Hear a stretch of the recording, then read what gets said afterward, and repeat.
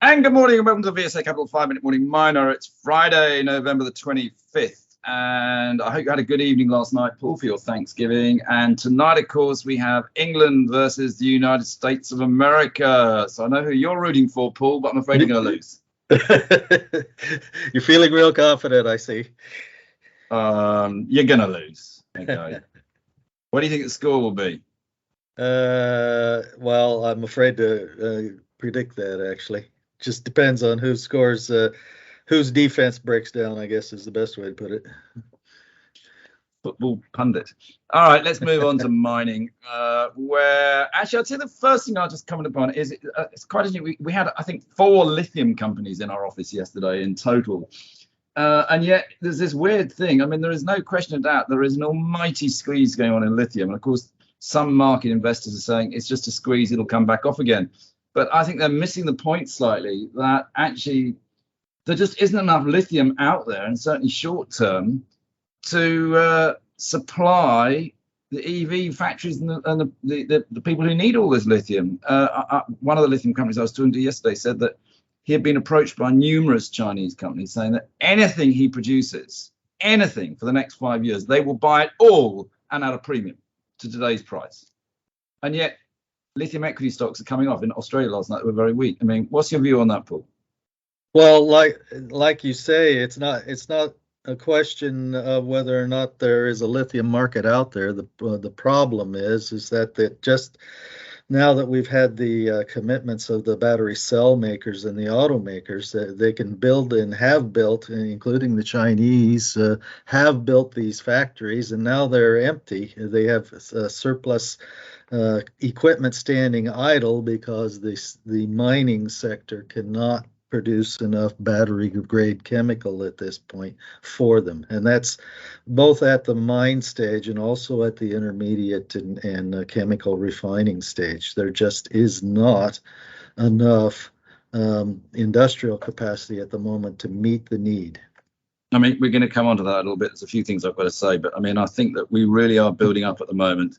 Because again, I was talking to some of these lithium companies and saying, look, I know you're all focused on lithium, but what about things like manganese, graphite, tin? Aren't we about to see exactly the same that we've just seen in lithium in those as well? And their answer was very simple: yes. And actually, I think we are about to go into a mega bull market for mining. I mean, the lack of investment has just been so extraordinary, and yet the world just doesn't exist without mining. People don't understand it. Just listening to this podcast, if you listen to it on your iPhone, the amount of metals in there is extraordinary. Just eating your food in the evening, how do you think your plate's made, your cutlery is made? People don't understand that mining is without it, the world doesn't go round. Anyway, we don't want to get into that, but we are, it's so exciting now. Talking of which, lithium companies, I had Lake and Atlantic in our office yesterday. We also had a little drinks evening. We had Alchemy Capital, American Lithium, and Sierra Madre presenting.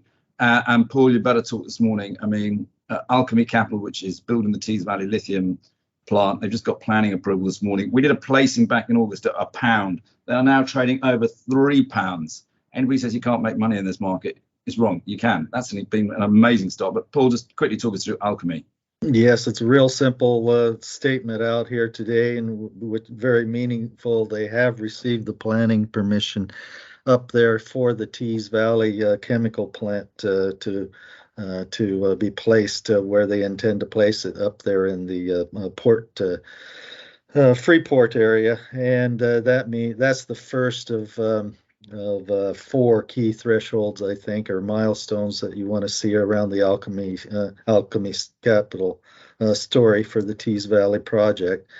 The following ones, which they hope to complete in coming months, and I do mean months, not years. It should, in my view, is it should all be in place by the summer of next year.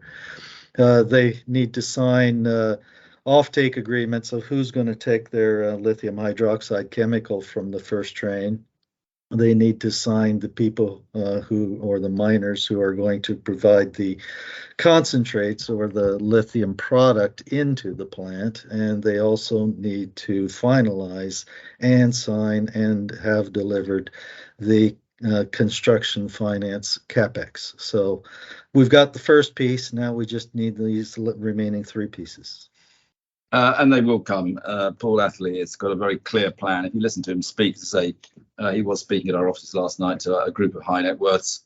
If you're not signed up with VSA and want to get all these invitations, etc., do sign up with us. The plan is very clear, very simple, and I'm absolutely confident that he will execute on it. Right, that's probably enough on that one, Paul. Actually probably worth Kenmare revised down guidance today, didn't they? They did. They've had hiccups here with grid power interruptions from the government, and as a result, they're going to miss the low end of guidance that on ilmenite and rutile production that they had made early in the year. It's a miss of just a few percent or so, but it does mean that they will now no longer produce more than 1.1 million tons of ilmenite and 9,500 tons of rutile, as opposed to what they had previously thought, which would be a bit more in both. Zircon is going to stay the same, they feel, however, but it is a little bit of a disappointment for shareholders and the company itself as well, given that the mineral sands commodities prices are so strong. Yeah, I mean, it is, as you say, it's a mineral sands. We have to just watch out for other ones within that space. Now, we did, I don't think we need to comment. We had late yesterday some Q3 production results from Guanajuato Silver. They're over in town next week. We're doing a lot of marketing with them. We do talk about them a lot. Somebody did say, Andrew, you seem to talk about them every day. It's just that it's a damn good company. But we'll skip over that one, Paul, because say anybody wants to know about that, come and talk to us next week. The company's in town. Anything else you wanted to mention today?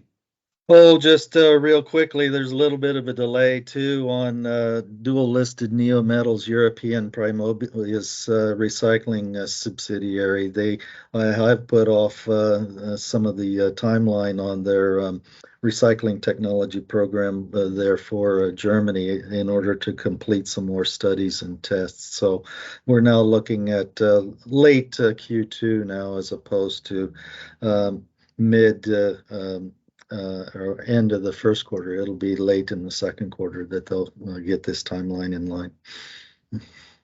Very good. We'll call it there, Paul. I hope everybody has a nice weekend. If anybody's got anything they want us to talk about or any comments, by the way, please always let us know. It's fascinating to hear what people think. But enjoy your weekend. Thanks. Very good.